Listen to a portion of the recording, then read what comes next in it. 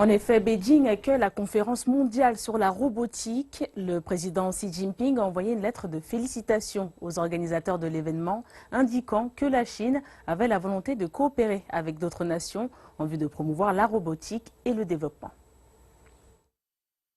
Des scientifiques du monde entier se rencontrent pour discuter de l'avenir des robots et offrent un festin de performance de ces meilleurs robots du monde.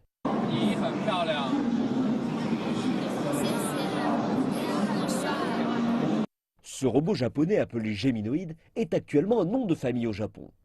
Mais elle est également la star d'un film. But the town, it seems like there are less and less people. Son visage en silice est capable de présenter 65 expressions différentes et elle peut même chanter. Et qu'en serait-il d'un entraîneur professionnel qui ne serait jamais fatigué de jouer au badminton? Il s'agit là d'un produit de l'Université des sciences et technologies de Hong Kong. Notre robot utilise l'imagerie 3D capturée par ses deux yeux afin d'identifier le volant. Il peut effectuer plus d'une dizaine de coups différents. Et regardons un peu ce robot champion tout droit venu de Corée du Sud, un authentique vainqueur. Sous contrôle à distance, il peut conduire ou utiliser une perceuse en se fiant à son propre jugement de l'environnement. Et jeter un coup d'œil aux mains complexes de ce robot conçu par l'Institut de technologie de Harbin. Ils ont passé 20 années sur ce projet. Le robot peut effectuer 90% des mouvements d'une main humaine par le biais d'un gant qui capture les mouvements des mains humaines.